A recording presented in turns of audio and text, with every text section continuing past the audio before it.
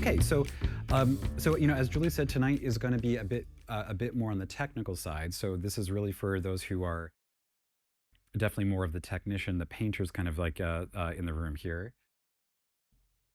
So much of our visual language is really based on opposition, opposites being kind of like really in conflict with one another. And the first opposition that every student who enters the school here learns is the opposition of light versus dark. And so here we can see Michelangelo brilliantly showing the Spirit of God creating the sun and the moon on the Sistine Chapel here.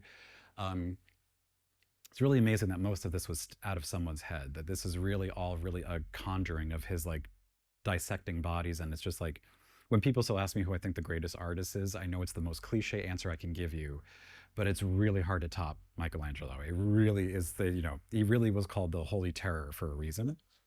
So the opposition of light and dark is really at the core of a lot of art history too. So according to the Natural History by Pliny the Elder, the Maid of Corinth is attributed with giving birth to painting, where her lover is going on a long trip, and so with the aid of a candlelight, she traces his cast shadow on the wall, and this gives birth to the art of painting. So light is always seen as form's accomplice. It is light which hues the form of light out of a chaotic dark. And so light is always considered to be the accomplice of art. It is always considered, light is kind of the light bearer, if you will. It does kind of, in some instances, it does actually have a negative connotation. The two that come to mind are in Picasso. I know this isn't a representation here, but in Picasso's Guernica, there is a incandescent light bulb. So the light then turns into a villain in this painting. It's kind of that like, some people call it like the torture cell, that bear, it's like incandescent light bulb. And if you look at Goya's painting, I'm forgetting the exact name of it, the execution of, forgetting his name, it's the man with his arms outstretched, where light is being used to execute people. So light is turned into the villain in those rare instances. So here we have Joseph Wright of Derby in 1782 painting the Maid of Corinth. And so we can see the cast shadow of the man on the wall, and she's just very delicately trying not to wake him up. Has a little mild resemblance of the whole Samson and Delilah, where this idea of sleep is kind of really, in art history, when you see people as sleeping, that can sometimes mean that that person is a person of faith in some respects.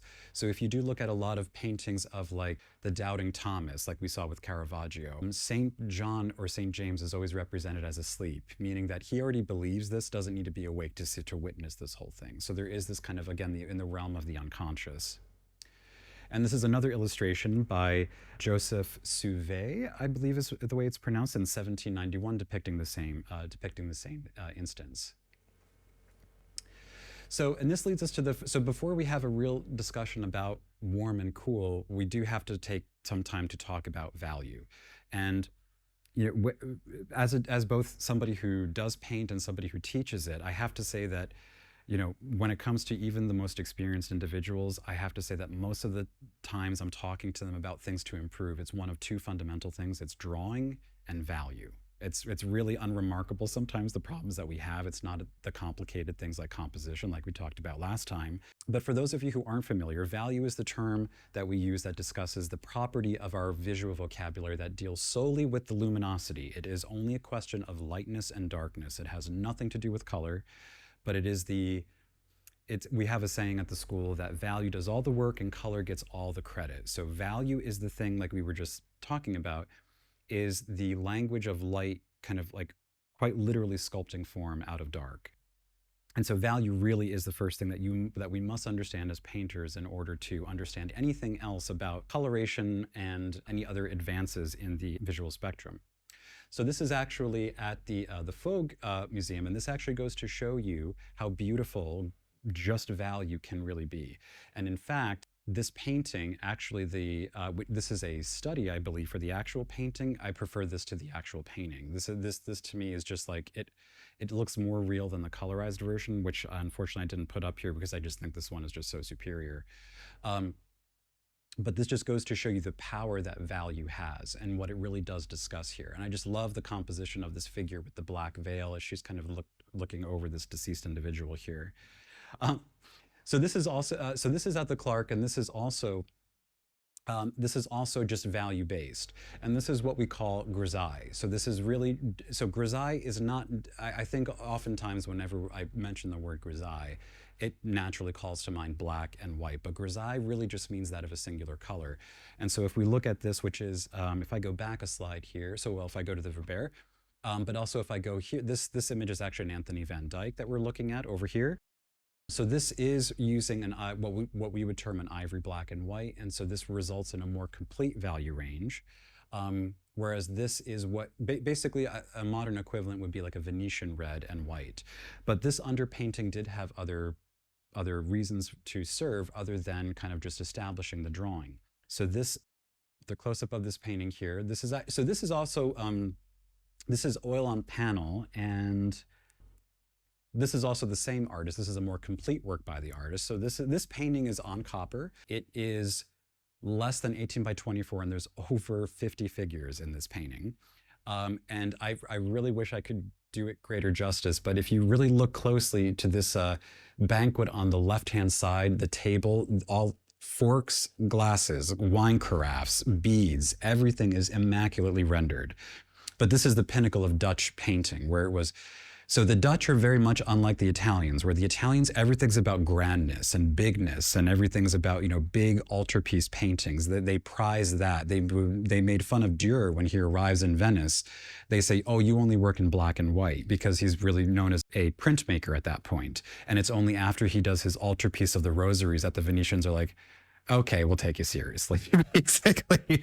But in Northern Europe, domesticity kind of reigns supreme, and this also is also made manifest in the religious persuasions of the time. You know, Lutheranism, where it's taking the central kind of church dogma away from the Vatican and is kind of giving it to the hands of the common folk by just translating a Bible into their own written, readable language, not that of Latin.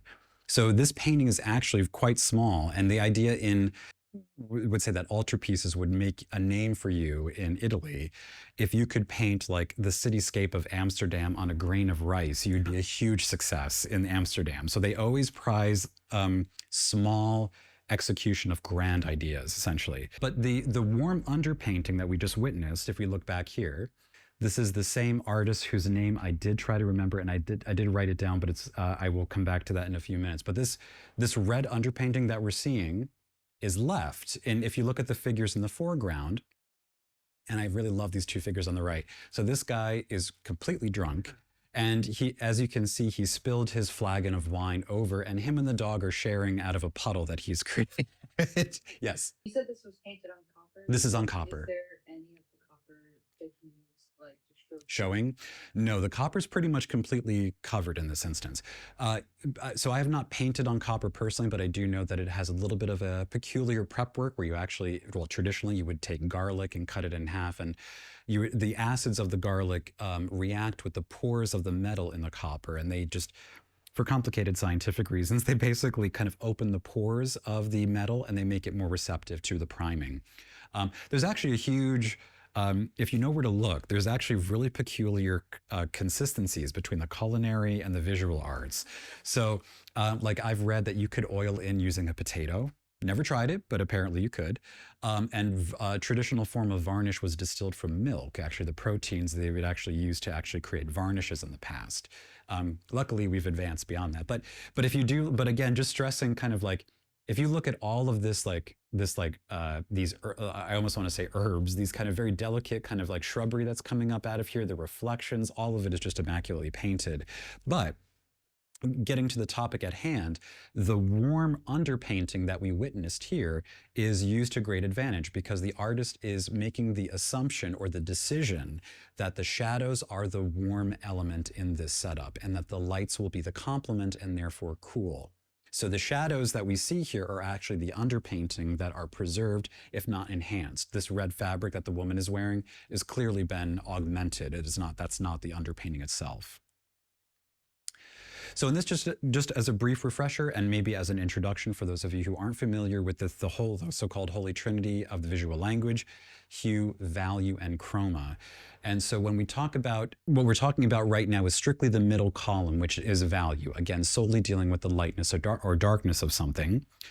And in our system of discussing light and dark, we have a system of 9 values. Value in real life is infinite. Nature is infinite in its language. We apply limitations on it, such as 9 values, so that I can come over to you and we can have a discussion about this very abstract idea.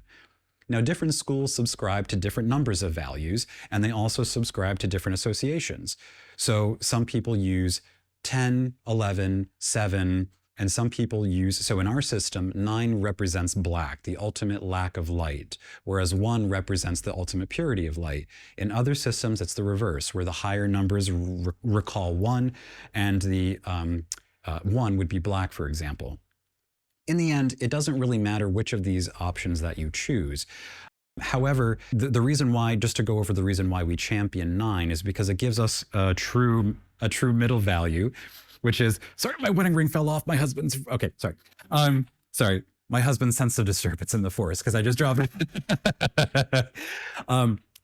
So ultimately, I know that some people in their own work, I have many students who are more familiar with an 11 value system where 11 means white and 1 means black. And so while here, we do insist that we all agree on the same terminology so we can have a discussion. So throughout the talk, if I refer to values 9, 7, or 8, this is what I am referring to. So I apologize if there's a miscommunication where in your vernacular, 9 means 1. There'll be a little bit of back and forth. But with the full value range, it is really incredibly important that there's a certain absolutism to understanding value. One of the first things we do, regardless of what the assignment is, be it a value-based assignment where there's no color involved, a limited palette, or whatever, or full palette, the first ask is always the same. You must describe and establish what your darkest and lightest saturation levels are of light, and those are your stars to steer by.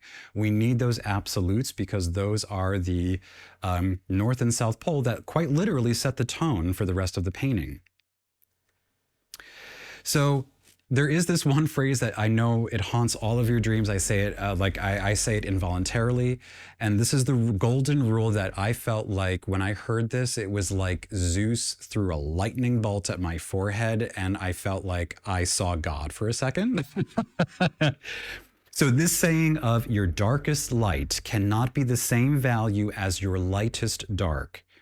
So what this really means is that your light and shadow family have to remain completely and utterly separated. They cannot intermingle in regards to value, or your light source does not feel legitimate. So, and I do attribute Fernando, my teacher, with telling me this, although I'm not sure if he's the one who, as far as I'm concerned, he originated it, but I don't know if that's true. So, but this is a rule that must be followed without argument unless there is a very clear exception. And we're going to get into those exceptions because, as usual, wherever there are rules, there are exceptions. But I would say that this is an absolute. Like, your darkest light cannot be your lightest dark. This is the only Star Wars meme I am bringing up, and I will have you know the temptation I had to resist when it came to so many light and dark side puns. I have really resisted. But yes, we are dealing in absolutes in this one instance. So here we have a beautiful, so here's another name, I hope I don't butcher too much, Pierre-Paul Prud'hon. And Prud'hon's work, honestly, his drawings are far superior than his paintings. His figure drawings on blue paper and white chalk, if he did nothing else, he's deserved to be known for these. These are absolutely incredible. And to see them in person, it's just like, he's so much cuter than his profile pic, if you know what I mean.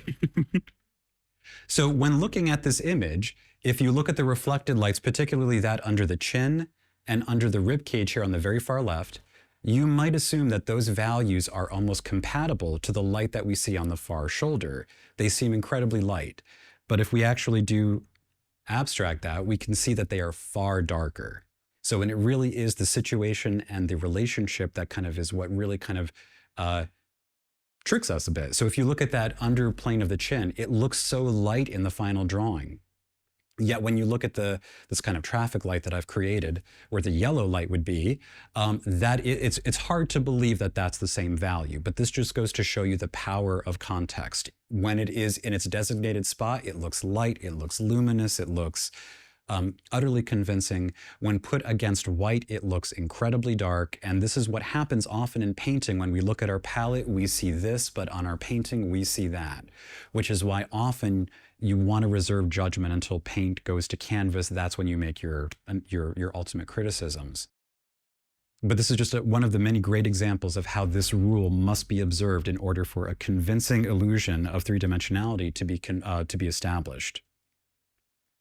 So if we look at these two beautiful Bouguereau head studies, in maybe 100 years prior in the North, these would have been called tronies. And in fact, when you look at Rembrandt in his early work, when he's a young man and he is doing all these different etchings of himself in self-portraits, and he's doing all these different crazy expressions, like, he's like scared and angry, depressed, and he's like doing, those were called tronies. And the idea is that the artist would use these as references so that if he was doing, or if he or she were doing a multi-figurative work, it's like a director casting parts. I need someone to play this insane person in the corner. What do I have? Oh, I have this image of me acting that way. Let me use that as a reference. So these were not necessarily those, but Bouguereau would have painted these from live models and then used them as the live model in place of actually having the person come in.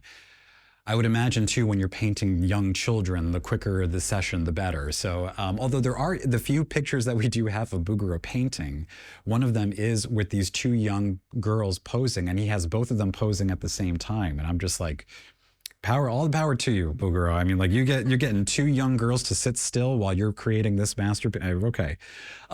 But if we observed in both of these instances, there is an intense reflected light under both of the chins, really, really intense. And if we were to reduce them to black and white, we can see the darkest member of the light family, these large swatches in the middle.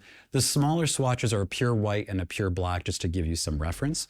And the lightest dark is underneath that. So you can see that at first appearance, they seem very close, but they are very, very separate.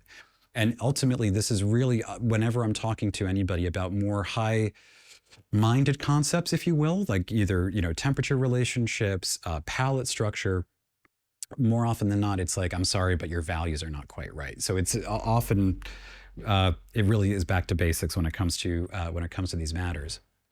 But I do think that it does, even for the well-rounded and the well-established technician, it still is worth kind of going over what exactly means what. So not too long ago, I did have somebody who's actually, and I know this sounds like a really simple question, but I had somebody who, very intelligent, asked me, Garrett, what is a light? And I kind of laughed at first, and then I kind of paused, and I said, actually, okay, I understand. That is it's a simple but complicated question.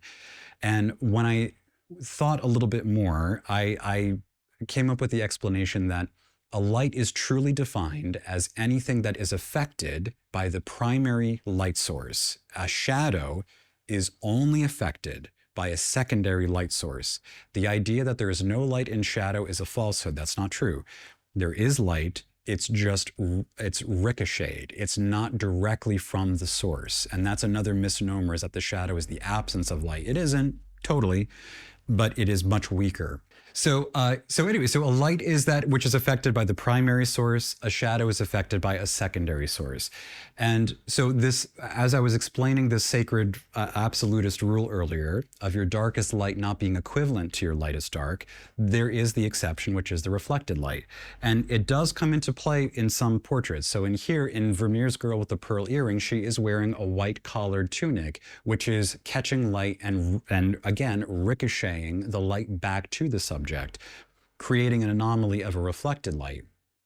But again, the reflected light must be inferior to the dominant light. Otherwise, the eye does not understand where the immediate light source is coming from, and the building blocks of representationalism are collapsed, essentially.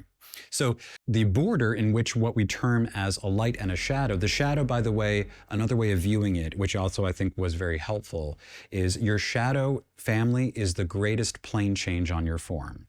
It is where the planes are changed at such a dramatic angle that light cannot directly influence it. That is another term of shadow that I think sometimes helps to think of it in a more structured, less abstract way, a little bit more tangible. But the light that distinguishes the shadow from the light, as you all know, we call the bedbug line. This is a traditional 19th century term. The idea was that, so bedbugs were unfortunately very prevalent in the 19th century. And the idea was that bed bugs were somewhat vampiric. They did not come out during the day. So this line of shadow is the line that a bed bug will not cross, hence the term the bed bug line. There are, of course, other synonyms that are much more pleasant sounding, such as terminator line, core shadow, shadow edge. All of those are perfectly acceptable, but bed bug line is the thing that we often say the most of. So, and another way to think about that is that the reflected lights are equivalent to the way that the moon reflects the light of the sun. Reflected lights are exactly the same way. So, just like it would not be logical for someone to tell you that the light from the moon is brighter than the light from the sun, it makes no sense to tell you that the reflected lights in a shadow are superior to the lights of the light family. It's literally the same logic. It breaks logic. It doesn't make sense. This is what got Manet into trouble because he did not observe this, but Manet was trying to go beyond that and create an ultimate luminosity, which unfortunately resulted in flatnesses because you can't, paint doesn't glow. So he was somewhat misunderstood, but this was really his battle of trying to create the ultimate luminosity. So, we're talking about warm and cool. So one of the people that I will be referring to time and time again throughout this lecture is Harold Speed, the tried and true Harold Speed. If any of you are looking, I'm just going to, so just to get ahead of this question, if it does come up, if any of you are looking for literature, books, examples of anything warm and cool related, Harold Speed, his book on oil painting techniques and materials, has a whole chapter and an exercise, which I will get into, that's dedicated to helping you understand warm and cool relationships. And he actually explains in very grave detail how to actually execute some exercises to help you in terms of getting better at your perceptions of warm and cool. But in here, Harold is saying, and this position of warm and cool colors in flesh painting is one of the most important, it's supposed to say one, is one of the most important considerations in coloring, as it is the opposition of warm and the cool colors that the vitality of coloring very largely depends. So again, this is this idea of opposition. So just as I was saying before, from a values perspective, your shadows and your light values cannot intermingle. The idea of temperature is also extended to that, where there must be an irrefutable separation of temperatures in your shadow family and in your light family, just as absolutist as the value rules I've just described. They must remain completely separate. And really, when it comes to, when we say the words warm and cool, I had a student a number of years ago who was very well versed in the Munsell system. And as I was talking to them about painting, I just naturally slipped into my vernacular, which is to speak of color in terms of warm and cool. And as I started talking to this person, who I love, they would wince every once in a while. So I would say, so the warm color, and I would just see like this kind of an expression. And I would say, okay, well, what's going on? And what they said was, well, warm and cool are not scientific terms. We can't measure the warmth or coolness of a color. And I thought that so that's a very good point. But to me, the terms warm and cool are elemental, like the terms light and dark. They don't infer a specific, but they talk about an abstract absolute. So while I can understand that aspect of it, I don't feel like its attempt is to quantify something on a scientific level.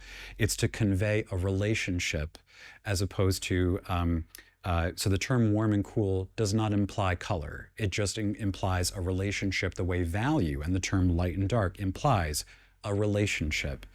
As students make their way through the program here, one lesson that they learn very early is that the success of representationalism does not depend on the replication of any one likeness, be it a shape, well, I'm going to take that first part back.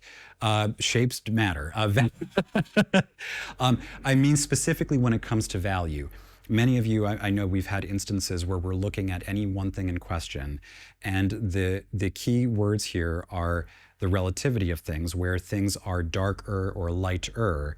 But sometimes when I'm critiquing with an individual and we're looking at something, again, it comes back to the relativity of things, not exactly the likeness. So yes, your value X might be lighter or darker than the models, but your value relates to your other choices the same way value X does on the model. That is far more important. Relationships among values and colors are far more important than any individual likeness. And It's a really easy thing to hear, understand. It's a much harder thing to execute and practice. And it's a, and for students who have actually done the warm cool assignment that we have designed for figure especially, one of the things that I hear from those students is that they're actually very surprised how with very little effort they can create the illusion of a fully colorized situation by just manipulating the eye's reading of temperatures. And in art history, that's really, when we look at Vermeer, who we will, and Velázquez, who we will, their palettes are incredibly simple. It's the way that they build and manipulate the ratios of very humble means that makes them experts. It's like, for any of you who like classical music, Handel is kind of praised as being one of the greatest composers who did as Beethoven said, the greatest things with the littlest means. And that's really what a lot of painters who we'll be talking about do. So, and one other principle that I do want to touch on that is solely value-based is what we call the fall of light. And the fall of light really does have to do with the pictorial light expression of the, not the subject, the pictorial light effect. Light really behaves like a hierarchy, like a monarchy. There is a king or a queen and a lot of subjects underneath it. And light is no different. There must be one irrefutable king or queen of the castle and a lot of other people that deal with the day-to-day workings. So I love this painting. This is a beautiful illustration of the fall of light. This is actually a very dramatized version of the fall of light. So those of you who are in our figure classes, this is whenever Emmy or I or John are saying fall of light, this is really almost the definition that should jump to mind. This is a painting of Narcissus by Jules, he's a Hungarian, so I apologize here, Benzer. So I apologize again if I'm mispronouncing that. This is in 1881. And so you can see that this light, the light that is on the clavicles, the light that is on the chest, is not repeated anywhere. And that's really the key to a fall of light working, is you cannot repeat yourself. Remember, value is infinite. So a value should never, so in reality, a value never repeats itself. But of course, in pragmatic painting practices, I'll be telling you to, yes, make the shadows all the same value. But this is a really beautiful painting that illustrates the fall of light beautifully. So this is another painting. This is one of those paintings that I stumbled upon, and unfortunately the name was not attributed, and I tried to even do a Google search image and I didn't come up with anything. But if you look at the fall of light here, so typically the fall of light, if we go back an image, this is very textbook. The fall of light is in the portrait, it's on the chest, and the typically less interesting parts of the figure, the legs and such, are in the darker regions. But this image is quite different in that respect, where the lightest light is right above the buttocks. And the fall of light is darker going up and in all the other different directions. But again, as you can see, the highlights that you see right on the sacrum, right above the buttocks there, do not repeat themselves. Pietro Annigoni, for those of you who are familiar, and for those of you who don't, the first thing you do after you're done with this lecture or whatever is you look up Pietro Annigoni. So Pietro Annigoni is, I think, one of the greatest artists of the 20th century who most people don't know about. And one thing that he did in the days when you would write your celebrity fans and then they would write you back, I read this letter that a fan of Annigoni's wrote him, and Annigoni actually wrote back to him and said two things: draw, draw, draw, draw, and remember that when modeling, regardless of what medium, whatever assignment, values never appear twice in the same painting. And so again, like I was saying earlier, drawing and value, that was even the expert's advice to his fans. Draw more and get better at value. So, and then we have this, another example of fall of light here. So one of the things, this is Manfredi, I believe is the name of the painter here. And a couple things I love about this painting. Well, first of all, the fall of light is so this is Mars chastising Cupid. So this is an allegory of war killing love. So when war is active, it actively kills love. And of course, Cupid's mother, being the goddess of love, is trying to intercede. One of the details I love about this painting is if you look in the upper right-hand corner, the doves, the sign of peace, are cut in half by the picture plane, this idea of peace gotten rid of, peace in dismay.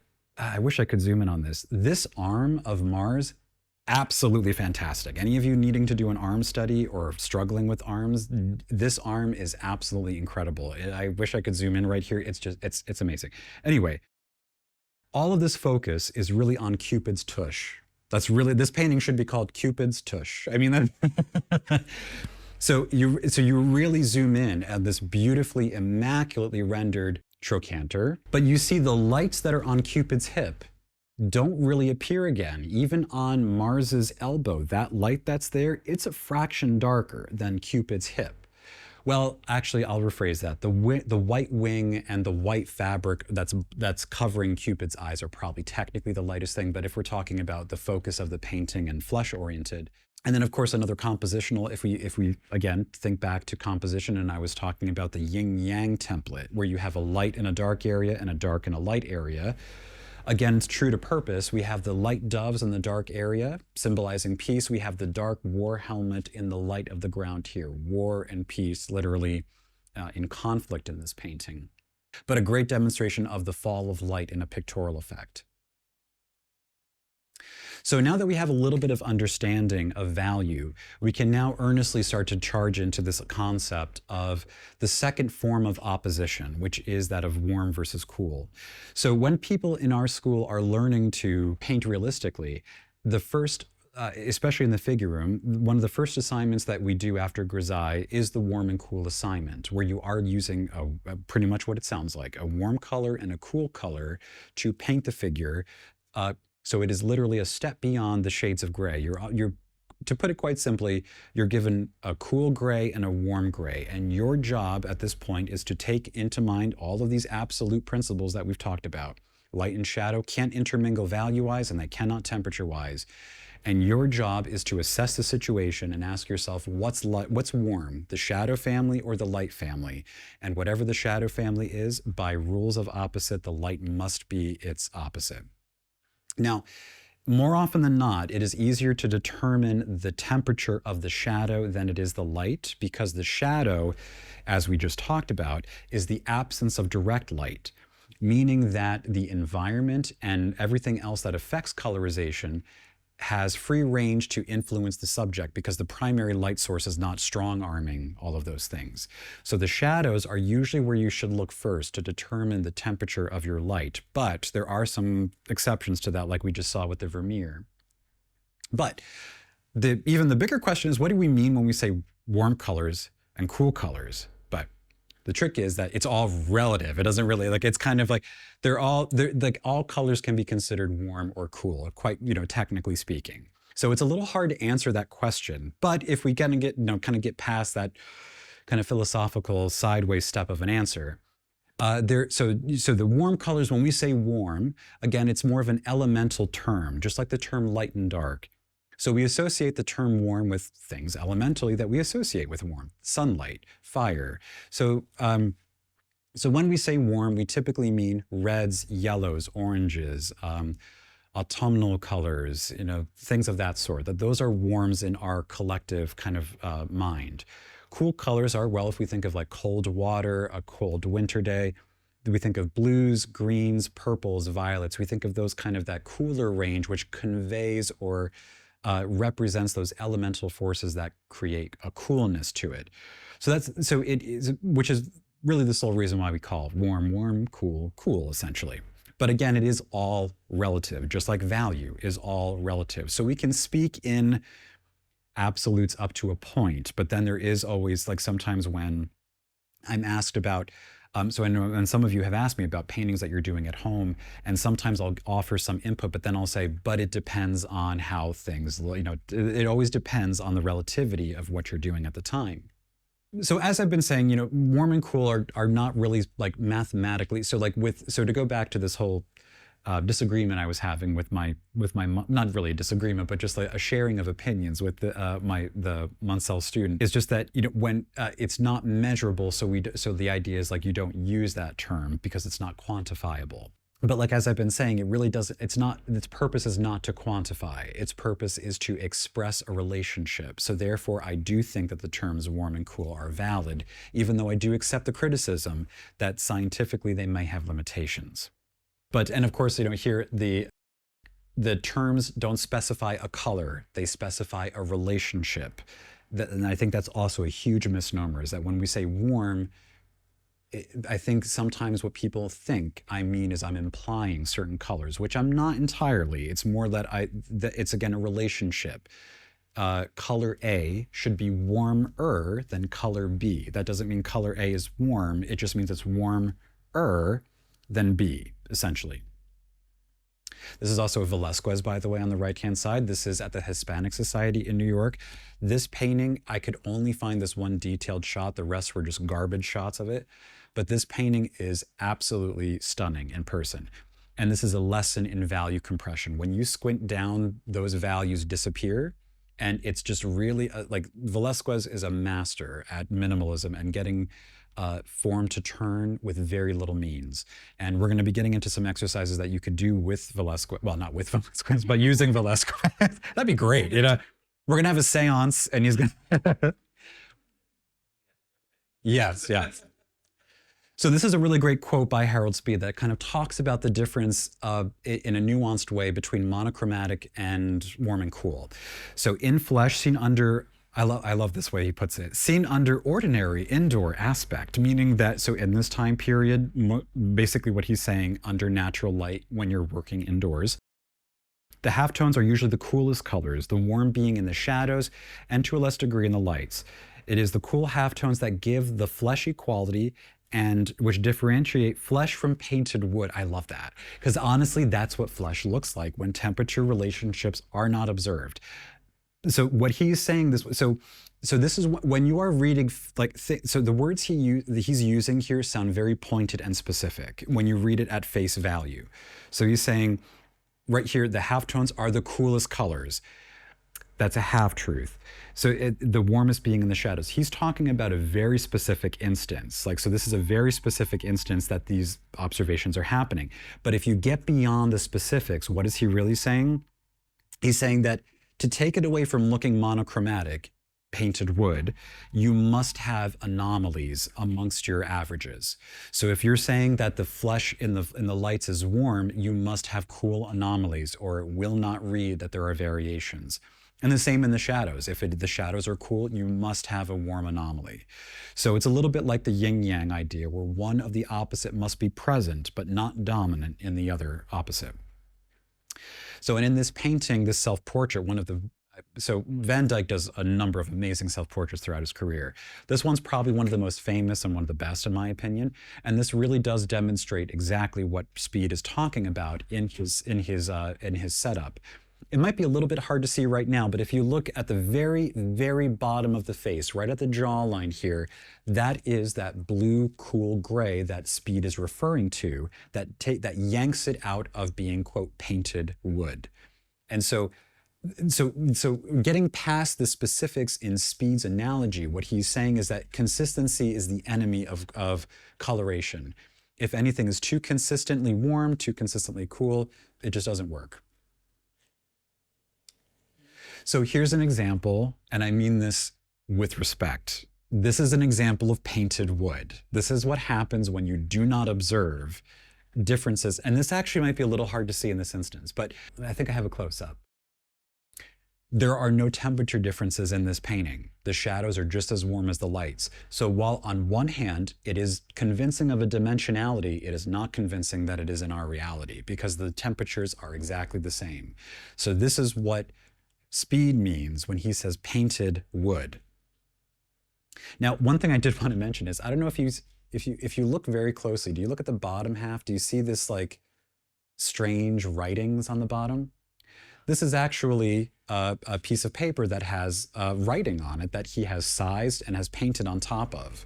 And this actually should recall another painting, as you can see it right here.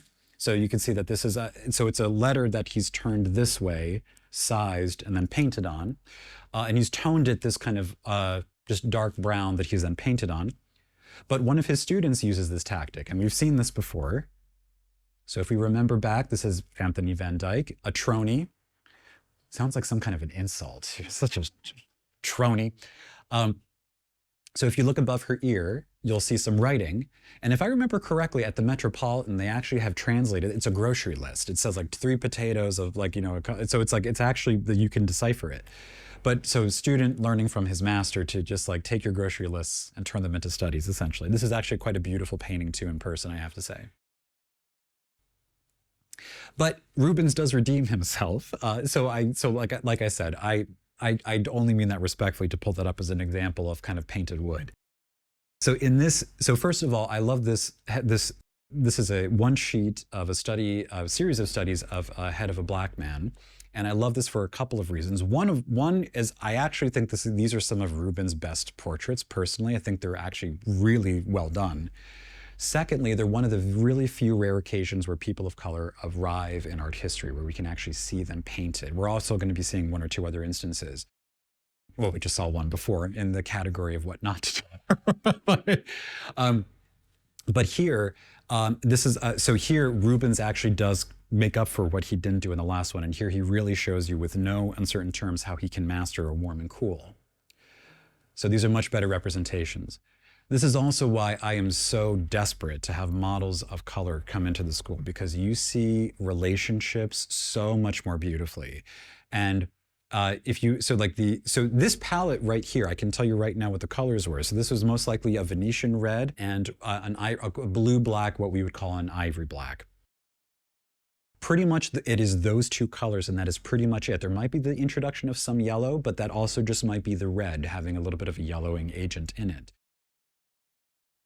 But both of these are beautifully, I mean, however many are on there. They're really, I think, beautiful. I love the one of him smiling up here. It's incredibly contemporary. Like this man could have walked off. I could see him outside if, it's like lovely. I love all these so much. So now, getting into some formulas and to some kind of stars to steer by when it comes to the whole topic of warm and cool.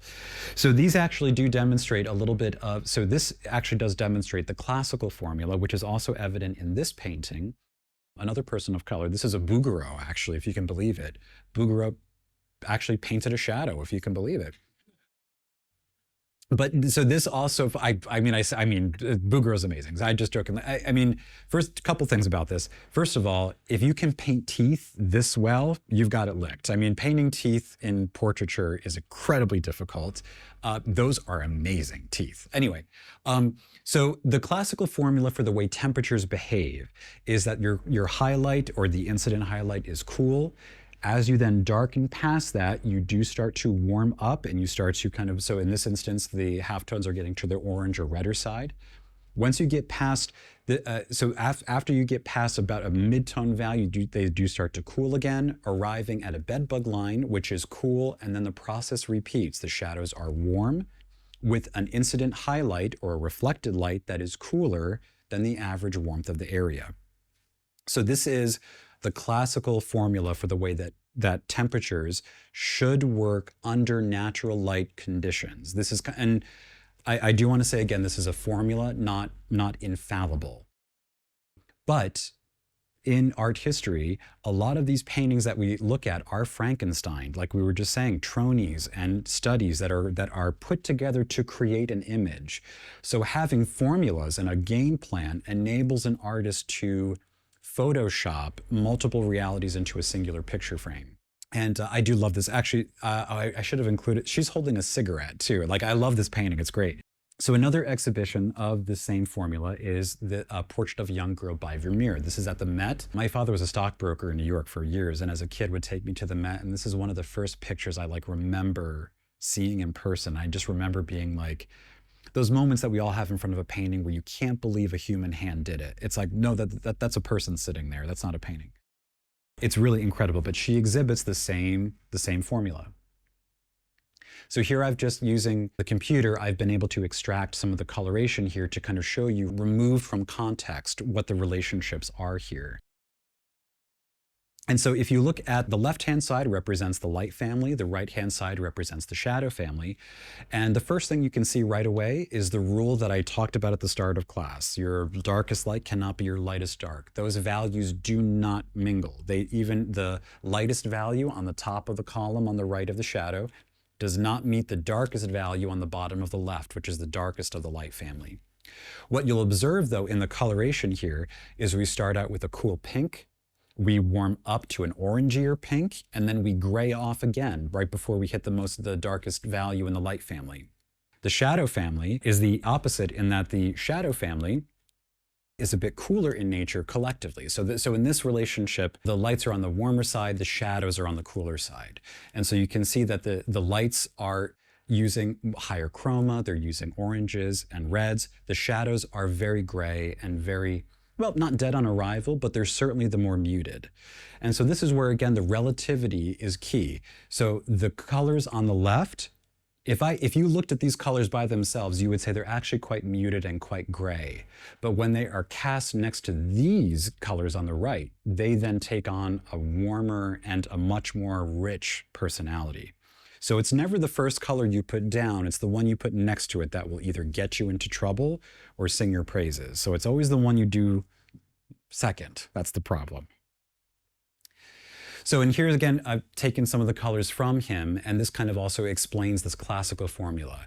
The highlights are always cool, regardless of, so that I can confidently say with a certain absolutist kind of tone. Highlights are always cool. It is where the light is quite literally removing the color of the object and imposing its own to a certain extent. And so here we can see that the lightest highlights, so if you were to look at the cheek of this man, so they are actually literally a gray, very, very, like quite literally a black and a white. Soon after that, or immediately after that, the chroma jumps right up and the warm goes right up. We get warmer as we get darker. And then as we then go past this warm part, we then start getting darker and cooler. So it's a process that resets. Yes. Could with the highlights uniformly kind of being cool in nature, Mm-hmm. is that a result? Is that just in flesh, or is that in general? Because and it's partially because of the slight specular nature, or is it inherent to, like, are we including the specular kind of quality? Right. So the question is this rule applicable just to flesh, or is this more universal? And I think that, so I would say that this rule is derived from observation of portrait painting specifically. So this information, these formulas, it being Western art and the figure is central in Western art, all these formulas and principles are derived from painting flesh. However, I would say that there is a certain universality to it that you can apply to still life and landscape painting. However, because in those instances, you're dealing with inanimate objects that have some, depending on what you're painting, have an inherent chroma level that exceeds that beyond flesh by a lot. And also depending on the surface quality, is it a shiny object, a matte object, a metallic object? And if you're landscape painting, you're out of doors. So, there's a lot of things that are different in those respects. Especially you have the distance of perspective and how mountains in the distance are cool.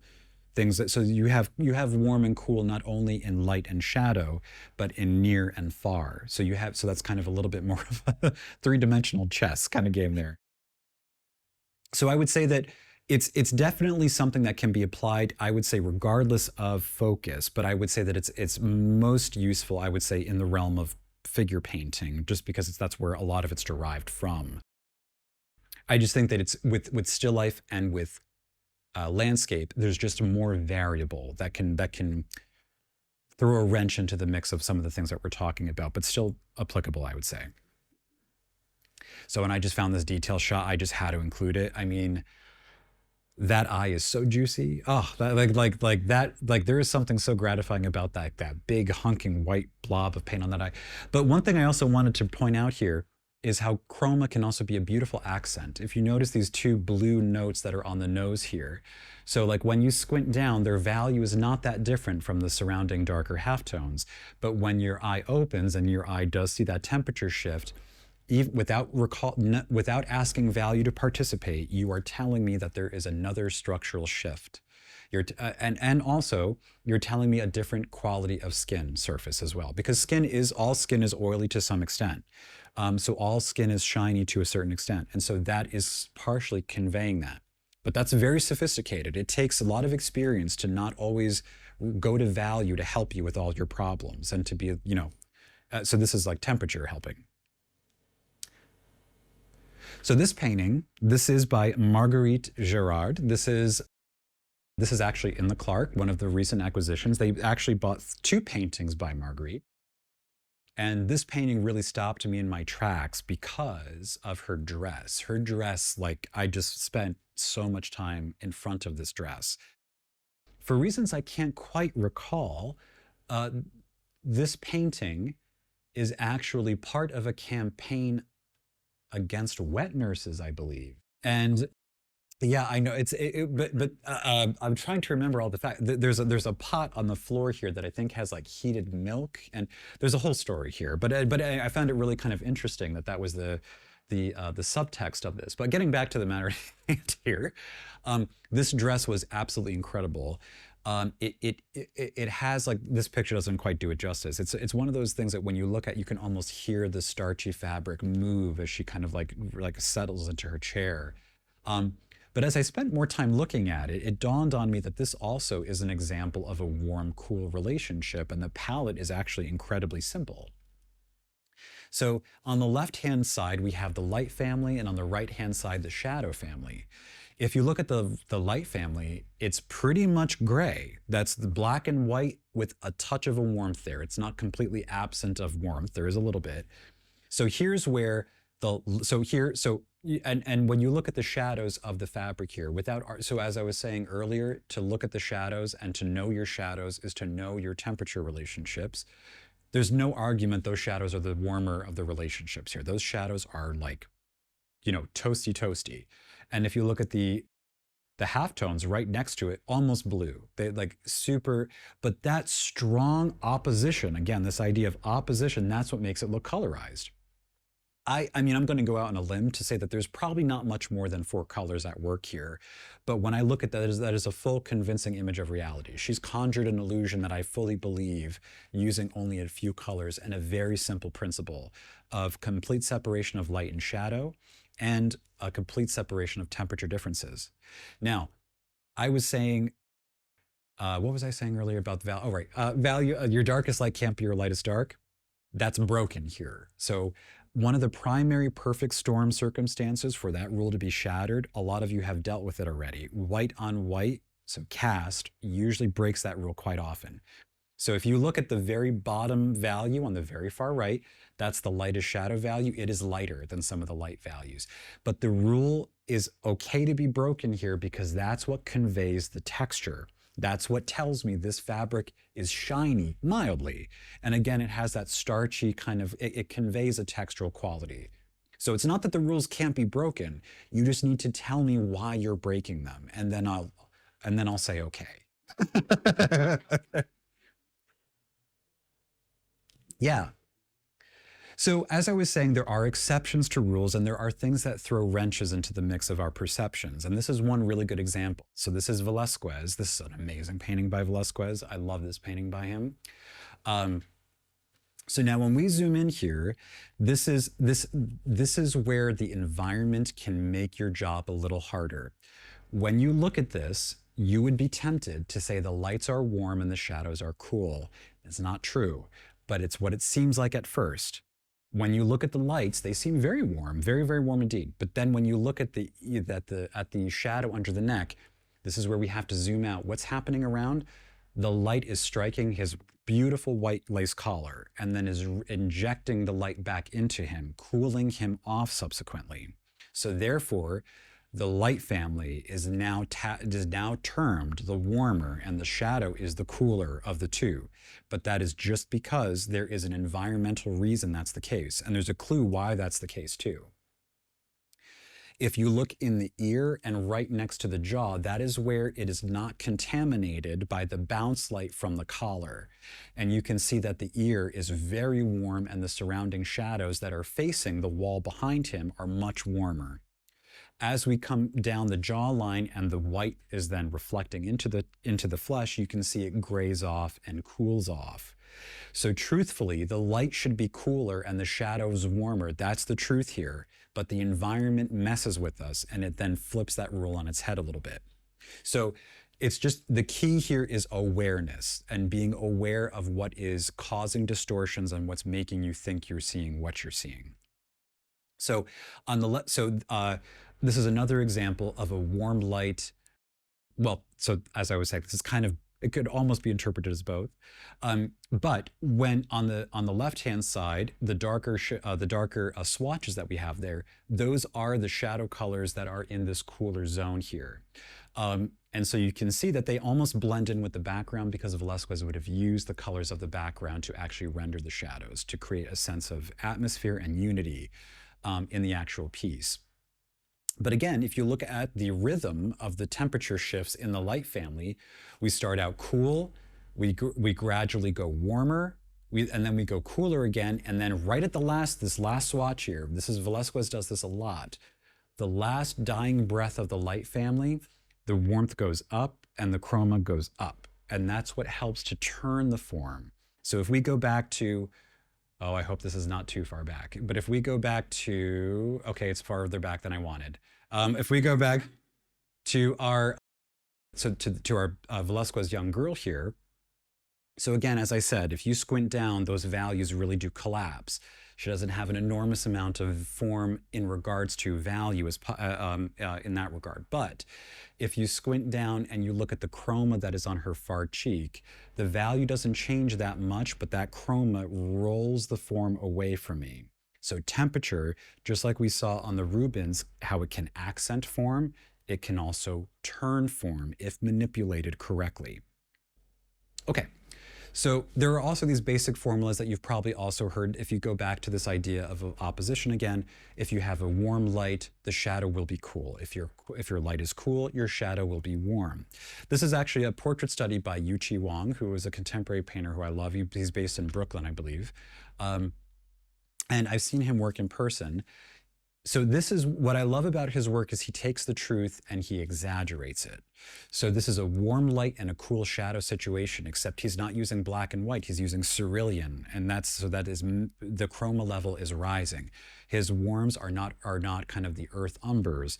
They are kind of a terra rosa, they are a yellow ochre light, they are higher chroma colors, but because the relationships are intact, he can excite the color and it holds. And that's what I love about his work, is that he takes the truth and he heightens it.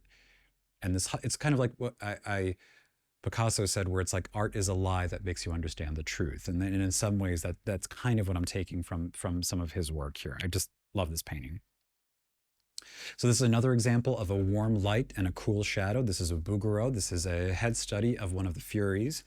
So this shadow is actually almost literally gray. It might not show up here so clearly, but this is also called the ébauche, which is basically this, somewhat depressingly, this would have been his first pass over the subject. So this is his like first go. But this is also a head study, like the two young girls we saw. This would have been a reference for him to use in the full-size actual painting. But again, warm light, cool shadows. So, and this is a Rembrandt again, where it is a cool light, warm shadows again. So if we look at the shadows, you can see that there's this clear, ochre warmth to them. The lights have a very cool pink. And what's interesting here is that Rembrandt's, so he has the same problem that Vermeer has, except her collar is 8 times as big, and yet it is not creating this cooling effect. And this is where I wonder if he's editing that on purpose, where in real life she would have been very cool and he purposefully like pushed that away. But an example of a warm shadow and a cooler light. Again, another example, the Bouguereau sisters, I'll call them, is that cool light, warm shadows. Again, another example of that basic kind of relationship. And a painting that none of you are probably that familiar with. So this is, so the girl with the pearl earring is an example of a cool light and also a warm shadow. And again, if we think back to the Velázquez, where the collar throws a wrench into the mix, the collar also throws a wrench into the mix. If you look at the shadow from the headdress up to about where the pearl cuts off, her shadow is warm, but then the light of the white reflects back into her and it cools off the rest of the shadow. So this is where you can have a little bit of both of those things be true, as long as you're explaining the circumstances that break the rule. And so again, this just demonstrates the limited palette that Vermeer and Velasquez utilize is really quite humbling in terms of like there's really maybe 4 or 5 max colors. So another, in my opinion, probably the best portrait of a person of color in art history. This is an absolute amazing painting. And remarkably, this man's a slave at this time in his life. But Velasquez paints him as if he's a prince, and you would think this man is royalty or regal, the way that he's presenting himself almost like. And I wonder how much of that is Juan actually. That's this man's name, Juan de Pareja, who is also a painter and he just had a retrospective at the Metropolitan Museum of Art in New York. And I kind of wonder how much of that is Velasquez's imposing that, like showing off how he can make even a slave seem regal. And I wonder how much of that is Juan de Pareja actually carrying this regal air about him that Velasquez encapsulated.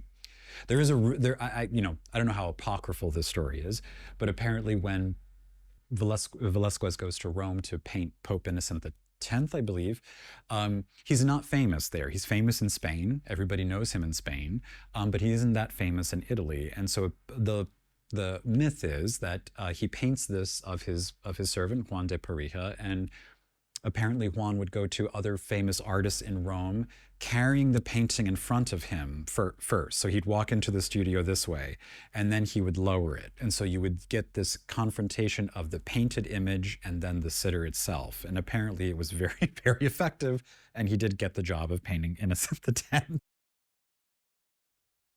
So again, this is a warm light and a cool shadow, a compressed shadow at that too. The values do not move very much, but they are they are very purple in hue, actually. So this is not only a study in warm and cool, warm lights, cool shadows. This is also a minor study in complementary warm, cool. The lights are yellow, orange. The shadows are blue, purple. These are two hues that are thought of as complementary colors on the color wheel. And so it would make sense that while one is the lights being warm, yellow, orange, the shadows, again, being cool, it would also, and this whole idea of the opposition of the visual language, it would make poetic sense that the hue complement would also be the hue of the gray in the opposite family, be it shadow or light. So chroma is also another term that I think can help when it comes to assessing warm and cool. So when we talk about, or when I talk to you about chroma, usually it's in a very specific reference. When we're trying to diagnose a problem in a painting, the chroma is not high enough. Another synonym for chroma is saturation. The saturation level is not high enough. So, like a cardboard box and Tweety Bird are both yellow, but one has Tweety has a very high saturation. That cardboard box has a very low saturation, but you would be correct if you said they're both yellow. They share a hue. And that's where the complexity comes in. So like I'll say that that's yellow. It's like, well, it's like, so chroma is when color is at its more raw state. So when we say chroma is higher, really what we're saying is that that's more pigment straight out of the tube. You've diluted it less with white, which is a grayer, people forget that. And you have not diluted it with umber. So with the color being pure out of the tube, it's like it's singing in a louder voice. So when the chroma goes up in a warm cool, that tells you the temperature much, much more clearly. And so here again, Yuqi Wang study, you can see him again really pushing the chroma. So the lights are almost out of the tube orange, the shadows are almost dioxazine purple. So, and that's again what I love about Yuqi as a painter, is he just takes like, okay, this is the truth. I'm going to push it as far as I can so that you believe me. But if I push it any further, you wouldn't believe me. And I just love that. So chroma, I think, can also be a very instructive and informative aspect of warm-cool relationships, because the louder the chroma, the more instructive it is to you what temperature it actually is. So there are a couple of examples that I wanted to point. So this is a painting by Repin. This is the Temptation of Christ in the Desert. I love this, even though it's like a study. I love it, I love it, I love it. So the chroma level being so high here, it's pretty inarguable what is a warm and what is a cool. So the figure of Christ on the left is clearly the warm. This is a yin-yang composition, as you might have deduced just by looking at it. The figure of Satan on the right is definitely also, that is a is a cool and a warm. It's a little hard to see here, but the figure of Satan himself is actually very, very warm, and around him is like these pure slabs of ultramarine. So one of the other things I love about this composition is how the smoke, which is kind of this like as Christ is banishing Satan, he kind of like disappears in this puff of smoke. And this smoke is an opportunity for the light to catch, and it basically is a cloud. So you have these bright like purples and pinks along the actual smoke here. But I also love how it kind of plays on psychology of it as well. You can see that like in just the one figure of Christ, that gradation there almost is poetic. This idea of an enlightenment in mind, and then kind of this kind of cooling off into the cool real world environment of this raw, unforgiving landscape. It's really just a beautiful orchestration of chroma and temperature. Now this painting, I love, this is a Winslow Homer. This is off the Maine coast. And one thing that this does not show as clearly is that this wave that we see almost looks like it's viridian. It's green in person. Unfortunately, it looks a little gray here.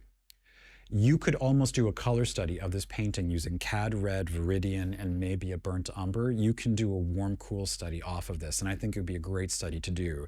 Because it's not figurative, it helps you to maybe digest some more abstract principles, because you're not maybe identifying it so readily as a person.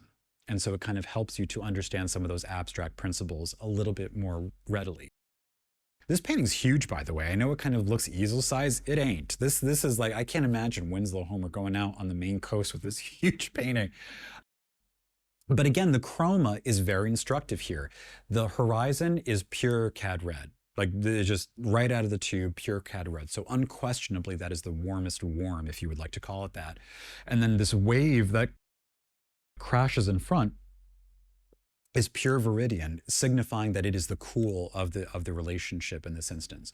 So this is a really good example of how chroma can really be an instructor as to pay attention. This is the warm, pay attention. This is your cold. So, and another example, of course, one of our dear favorites, Jerome here. And this is also what I like about this Jerome, is that this is Jerome calmed down some, because, Jerome, because Jerome's always like, sometimes it's like, it's like people upon people, and it's like, oh, I get it, you're great, you don't get it. But what I love about this is that it really does encapsulate a person in prayer. Everybody else is drowned out. All the other worshipers are listening to the sermon in the background, and this man is lost in prayer. And one of the ways that Jerome communicates this idea to us is the power of warm and cool and chroma. He is front and center. Chromatically, that robe is like, if I could paint a sleeve like, oh, amazing. I mean, so the temperature, the chroma level, super high, cleverly playing with a little bit of complementary palette. So yellow tunic, blue purple sash. So very subtle opportunities to play up chroma opportunities. And then of course, if you squint down, the background pretty much collapses. However, the white turban, if you remember back to our compositional conversation, what do you need in a composition to help as a horizontal? The white turbans collectively create a horizontal in the distance. So while we squint down and everything almost vanishes into nothing, Jerome does make sure that we have that banister in a dark hallway to make sure we don't lose or not orientate ourselves here. Although I do have to say, Barg's better. Like I'm serious. Like there's that, if you go to the MFA, there's this tiny Barg painting, and it is just like, it's amazing. It's like, it's amazing. It's a real feel bad painting, because you're just like, what's the point? So this is Lebrun. This is also at the Clark as well. And this is a self-portrait. And again, the chroma here kind of does instruct you what the warm and what the cool is. So if we zoom in here, nice close version, she is also self-taught, by the way. She was not, obviously being a woman, it was not common to be instructed. So she's actually pretty much self-taught. Another great painter of teeth. So I guess it's her, Bouguereau, and Franz Hals. Franz Hals paints, and Sargent, okay. Uh, so here, at first glance, if I go back to the zoomed out version, you might assume that the shadows are the cooler element and that the lights are the warmer element because you see what's called the apple of her cheek being so red. But if we zoom in, you can see that the shadow on the nose is clearly the superior. So the shadows are the warm, the lights are the cool. But again, this is the relativity of it. If I excised part of that red cheek and I just looked at it, not as a part of anything, and I just looked at it, I would say that's a warm red. But when it's next to that red, it's a cool red. And that's where the complication comes in. You cannot judge a temperature outside of a context because it means nothing to you. You have to look at it in context with its environment. So, and I just love also these like blues up here by the tear duct. Those are always so hard to get in and make look not like bruises, essentially. The secret, honestly, if there is a secret to it, is just that you just try not to use blue too much. Try to use black instead. Ivory black is a gentle bluer than like some of the, except for cerulean. Cerulean's a great grayer. So, and I love this painting as well. This is also Frederick Remington. I thought it was a Wyeth when I saw it. So this reads so much like a Wyeth. But what I loved about this is that this is really, this is actually, I love the title. This is called Friend or Foe. So the native is looking over to this town here and wondering, are they friends or foes? But what I love about this is that it's predominantly a cool painting with a warm anomaly being the native himself. And so this painting in person, though, the stars are literally just like, it's really like Morse code in the sky over there. It's really quite lovely. Composition, super simple. I mean, there's so many different levels. I love this painting, but this really is a great example of a warm cool. But this is at the Clark. Yeah. So there's two Remingtons next to each other, and I swear I thought this was a Wyeth for the longest time. But yeah, it's not. So aside from the classical formula, there are also different interpretations on how to handle temperature relationships, and one of them is the Venetian formula, which does not follow the classical formula or the classical canon. Venetians also implemented a painting method that does implement glazing and scumbling, or transparent and semi-transparent layers. This often results in temperature differences because when paint is thinned, it warms up. Paint opaque creates cools. So Venetians were very keen on this and really took it and ran with it, essentially. So the Venetian formula is not a linear formula like our nature is, where it starts out cool, warms up, and then cools off again. This is reality filtered through the eyes of art, if you will. So it's rhythmic. Cool, warm, cool, warm, cool, warm. It's repetitious, just like the layers of glaze, scumble, glaze, scumble. And so we see that time and time again in Venetian painting. So here we have Titian, and we can see, here I've just tried to help with the C and W, cool, warm. So we can see that the yellow of the highlight is cool, comparison with the red, which is warmer. Then the gray is cooler than the red above. The brown is warmer than the gray above. So this is a little bit like the fall of light. If you recall at the fall of light, the white cannot repeat itself. Everything must be darker than the highlight above. Everything must be either warmer or cooler than the temperature that is above, is another way of kind of conceiving of this rule. But this is at the Met. This is a portrait of a young man. This is actually not the full painting. It was trimmed down, unfortunately, throughout the years. So the actual size of the painting has been diminished. But really handsome guy, actually. But anyway, you can see this one's a little bit clearer to see the range of cool, warm. You can see, I think this is a little bit more demonstrative of that. Cool, warm, cool, where you can really see that it goes from like a pale yellow to a warm pink to a cool brownish gray to a warm reddish gray. So it is this back and forth, this kind of like tennis game back and forth. And this ripple effect, this repetition creates this, along with the glazing, creates this glowing effect that is very sophisticated and very hard to accomplish with just straight opaque painting. So, and then I wanted to also leave you guys with some exercises that you can also do on your own to help understand this really fundamental element of coloration and value. And so a lot of this is going to come from Harold Speed, so bear with me. But one of his things that one of the chapters I was reading is I came across, before commencing in full color from life, I advise students to commence with two colors only, a warm and a cold color, blue-black for cold with possibly a very little cobalt blue and Venetian red or light red for warm. So basically, he's recommend so before taking on a limited or even a full palette, the first step out of a grisaille is a warm cool to go from one color and white to three colors. So a warm, a cool, and white. Although truth be told, if you're a student here, your grisaille is technically your first color assignment, and it's sometimes an underrated one at that, because when I was a student, we weren't allowed to mix a neutral gray and paint with the neutral gray. We had to make a string of raw umber and a string of ivory black. So a string of warm, a string of cool, and your task was to get the right value and neutral for everything. So you weren't given the neutral, you had to mix the neutral for everything you did. And students today still have to do that, maybe not as arduous as that, but they still have to come in every day and take a warm brown and a cold black and mix them in the proper proportion to match the neutral they made or decided on the last session. So having to take two different hue pigments and to align to an aim, that's all color mixing is. That's just the simplest version possible. And so the grisaille is actually the first color lesson. It just doesn't, really, when you say grisaille, it doesn't really bowl you over with that color. So another quote from Harold, so he says here that tone and color are so intimately associated that when the tone is exquisite, I love that. Instead of saying that your values are right, I'm going to say they're exquisite from now on. So that when a tone is exquisite, one does not miss the color, and it usually comes at great surprise when in copying it is found that the picture is made up of chiefly blacks and has very little real color at all.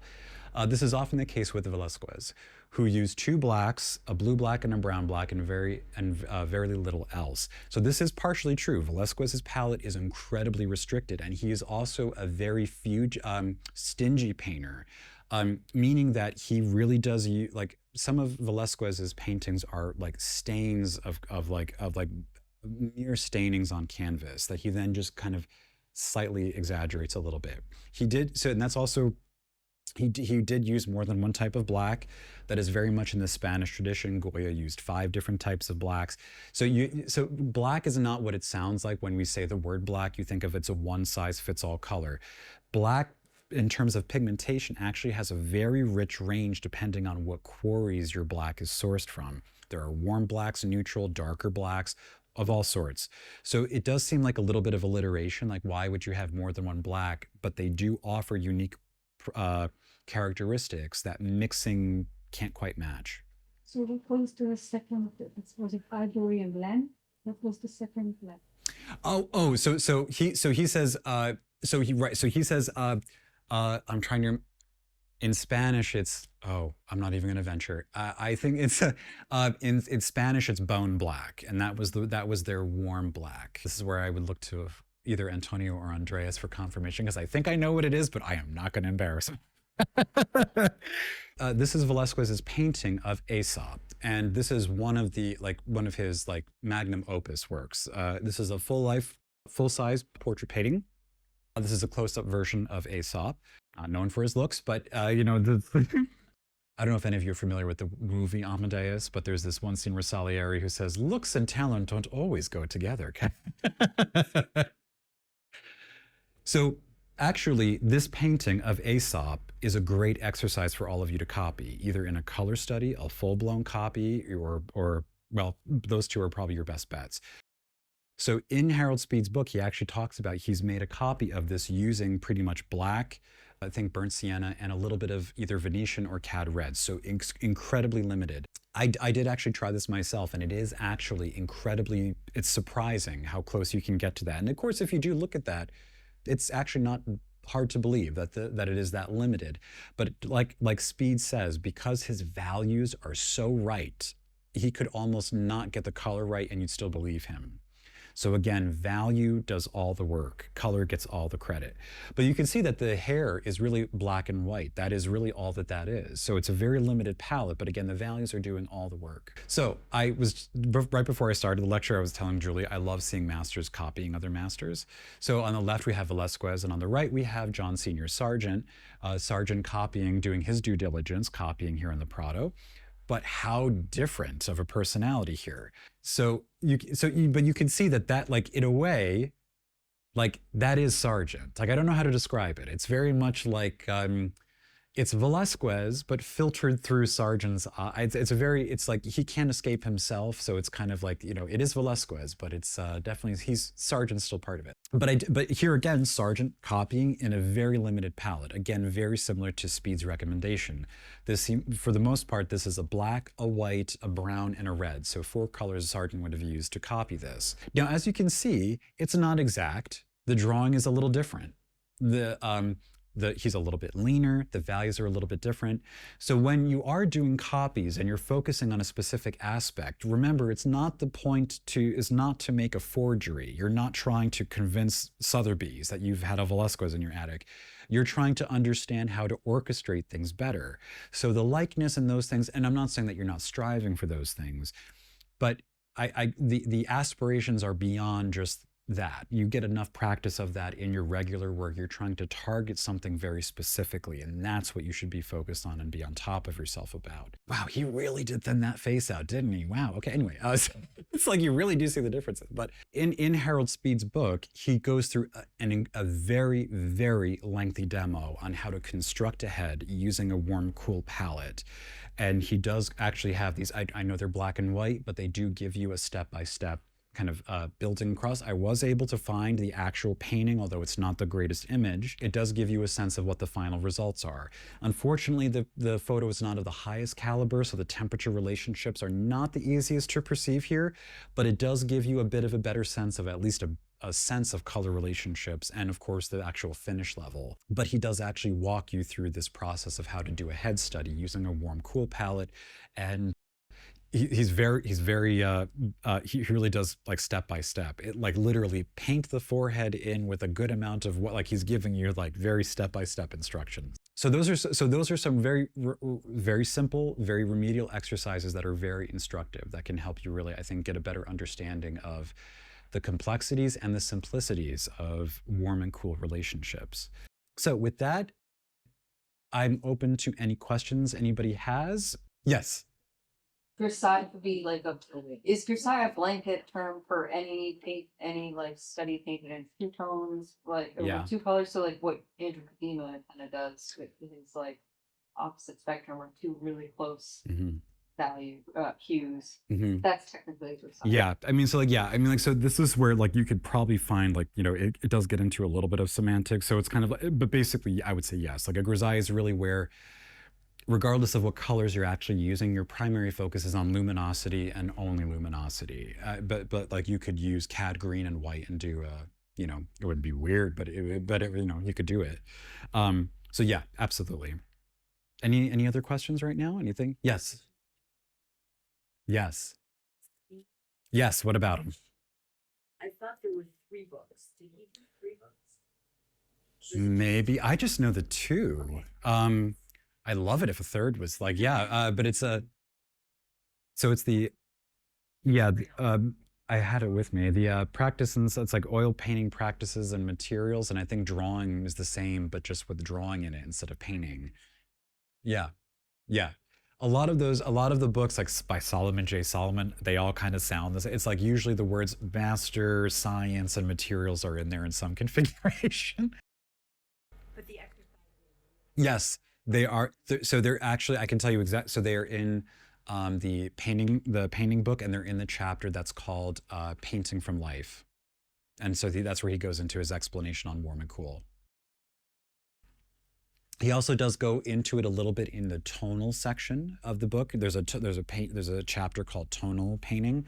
He also goes into the Velasquez, the Aesop painting. He jumps into there actually. So for in terms of any type, like I can't recommend Speed enough for any type of like any type of actual like liturgy on the nature of warm cool. He does talk a little like a professor, and it can, like, you know, you can glaze over a little bit, but he does have a lot of really useful information. Solomon J. Solomon's book is a little bit more like a painter talking to a painter talking shop, but he's kind of a little bit, because of that, it's a little less informative. He's like, you know, just, you know, like you do, you know. Apparently that's how Bonnat, the painter Bonnat, who's another underrated and not well-known 19th century painter, was he would, when he taught, he was very shy, and when students would ask, well, how do you do that, he would just say, as you would. um, any other questions? Okay, so I'm not seeing anything online. Garrett, oh, yeah. Elizabeth, question. I just want you to smack that student that you had in the head. Oh, I was literally like, which student? The one with the color temperature, because in film we actually do measure temperature in Kelvin, and you measure it on a scale of Yeah. blue to orange. That's what I Yeah. wanted to say. Yeah. They should Smack. Yeah, I know. Yeah. Yeah, I think it, so like, yeah, like right. And it was kind of, I was like, this is one, like, as many times when you're talking about kind of like painting in general, it's like I agree and disagree at the same time. I'm like, I think it's really helpful to sometimes not think of temperature when you're trying to mix the color. And you're like, because like if you're struggling mixing a color and you're telling yourself, I need more cool, that's not helping. That's too general. But if you were to say, I need more green, I need more blue, that's where you get rid of the temperature and you get more quantified. What's the pigment you need? That's more helpful. But when you're talking about pictorial effects, bigger picture things, that's too quantified. Like it's like shadows are blue. What do you mean? It's like it's like shadows are warmer than the, like, that's more appropriate, for that. Yeah. I'd also say that a lot of times people when we use warm and cool, another reiteration, it's a relationship term. But a lot of times we visually confuse chroma levels. So things like that more cardboard box gray yellow versus Tweety bird yellow, we visually understand it as changing the actual color, whereas actually it's just a chroma thing. So a lot of times when we talk about warm and cool, especially in flesh tones, it doesn't necessarily mean grab your ultramarine blue. It means it might be a severe chroma drop. It still might be orange. It might be a low chroma orange, but comparatively to Tweety bird, it's going to feel warm versus cool. So that temperature difference, when we communicate it, could very likely be related to chroma. But a lot of times I see people, and I'm guilty of it with myself with my cobalt turquoise, is like we head to a whole different color family. So just realize, like, ask yourself if the extremeness of the temperature shift warrants the drama into like a drastically different space, or if it's just a slight, or just quantity that you're adding to shift it cooler or grayer. So I think that can often be some of the sources of pendulum shifting, where you're going like really extreme. But was it Yu Chi who actually you can actually use those extreme differences and make them work as long as your values are working. Yeah. Because the values are the things that are doing the job. All comes back to it. Value, value, value. It's like, as if your values are right, you can get away with murder. But if they're not, So when you're actively laying down the paint, is your first thought is the progression of thought being like value, hue, chroma? Yes. Okay. Yes. Just making Yeah. sure I'm not. Usually, I mean, we go with, in terms of our the way that we typically layer with cast painting. We're typically in that first layer, we already know we're so far out of value and hue and chroma anyways, or just approximations. But as we get into that layer where we're getting our full language, that's where value is number one, absolutely. And then hue and chroma, depending on the situation. If somebody tends to muddy things up on the canvas, doing too much mixing on the surface, I'm going to ask that person to overshoot chroma, because they're going to end up, just their natural tendency is to be a little chaotic on the surface. They're naturally going to drop chroma. So I'm going to ask them to in a way, be uncomfortable about it. Whereas if somebody is really losing track of value and getting sidetracked with the specifics of the color, I'm actually going to ask them to go in the opposite direction and deal with chroma last. We can always reintroduce it if we need to, right? So it depends on the individual, but I do find that, just making sure that, the value, drawing in value, number one, and then, the other ones, those others are very like, there's gray areas, not literally. You can be within a range. It doesn't have to be an exact.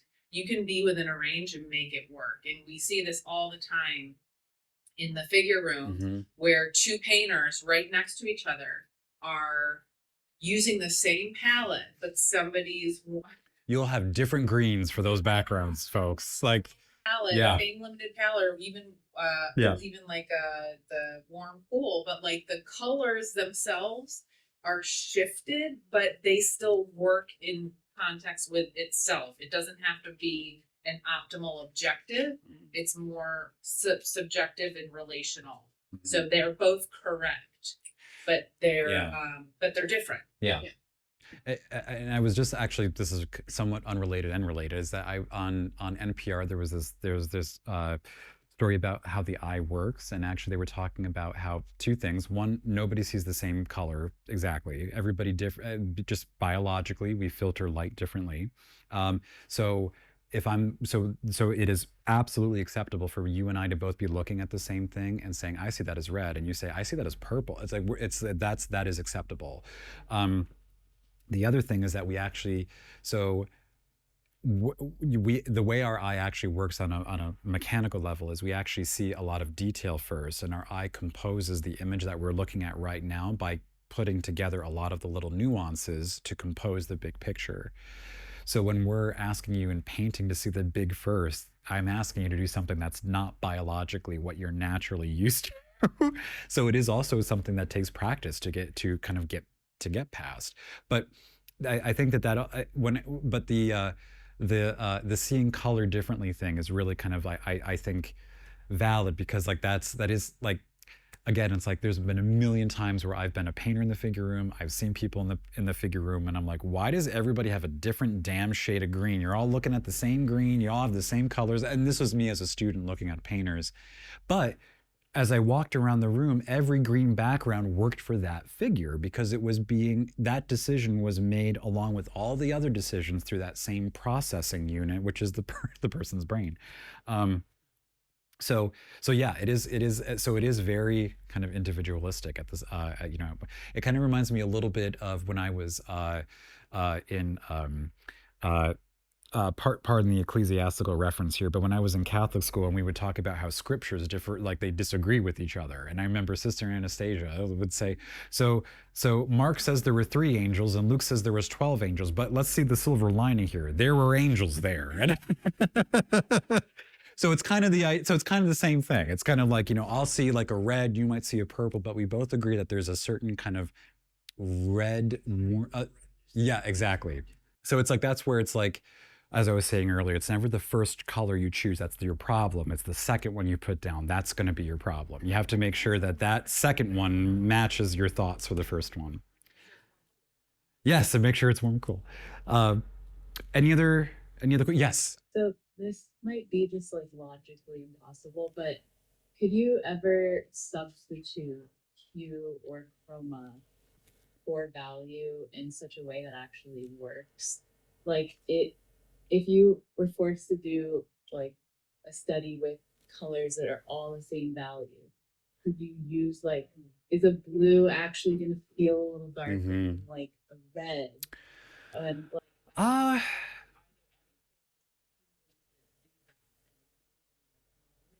So yeah, so when you pose that question, my mind immediately rushes to impressionism, because it's just like, oh right, not mixing on the canvas, not mixing on the palette, one thing, but also this whole idea of the purity, optical blending in the eye, purity of color.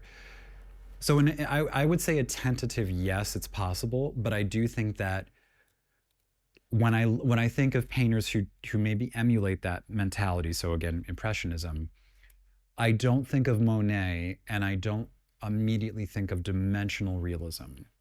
I think of a reality that is based on a version of our, I see paintings that are based on the language of our reality, but with a specific lens tailored to, you know, that of color, which, I mean, it ties into the scientific advancements of the time and all this stuff. So yes, but I think that in terms of representationalism, value is like, is still the front runner in terms of creating that illusion. But yet you can do that with color, with just color too. Manet, yeah, Manet was like, well, yeah, he was trying to, so like when you look at Manet, a lot of it's like flatter, but he was, one of the things he was trying to do is to convey a luminosity that was just like so intense, it kind of just like emitted light, but you know, it's difficult to do. Susan's asking, based on what you're saying, are there student painters that generally paint with more intensity or higher chroma, or on the darker end of the value scale than others, and vice versa? So one student's range involves higher keys or lower keys than others, and is that okay or acceptable? So yeah, exactly. So I think chroma is negotiable, value is not. Value is more factual. I think that like light is light. I think color is where, you know, that's where things get like you can negotiate that part of it. The only time I would have students have different keys is if like someone's very heavy-handed and I'm like, okay, don't key to your darkest dark, key to your lightest light, because you have a propensity to darken too much, or vice versa. If they had a very light touch, I would be telling you to key to your darkest dark to encourage you to be bolder earlier. But otherwise, I wouldn't have like, I wouldn't have different people have different keys, essentially. It's always darkest dark, lightest light. Those are our absolutes that everything is, you know, derived from. Yeah, and I think that goes back to the whole fall of light idea, where you're trying to maximize like what you're capable of like saying, essentially in a figure. But I think what's also crucial too, though, in figure work, and this helps in portraiture, is like when people see a highlight, they take like white and they just go plop, like on the forehead.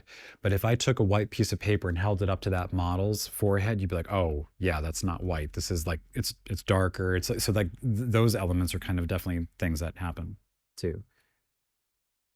You tend to be heavy-handed, Susan? Okay, so yeah, I would say like, so key to your lighter lights. Okay, that scared the hell out of me.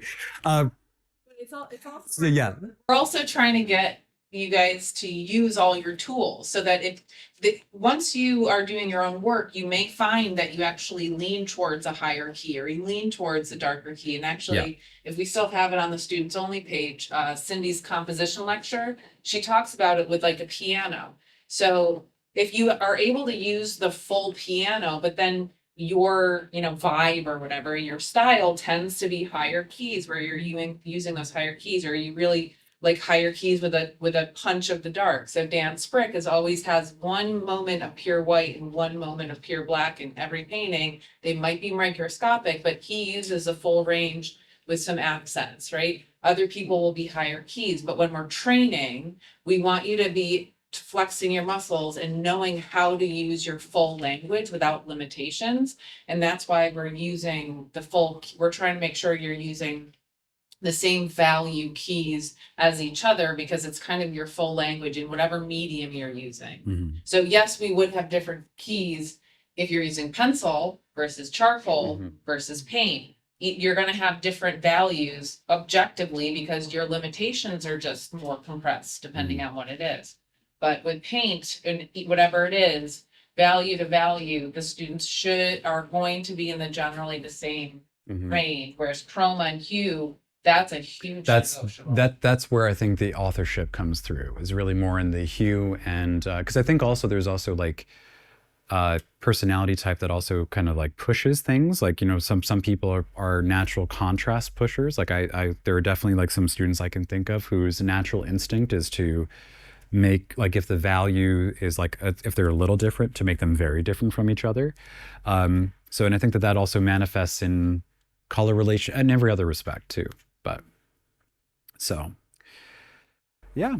So, well, thank you guys so much for joining us, and thank you online too. Thank you so much.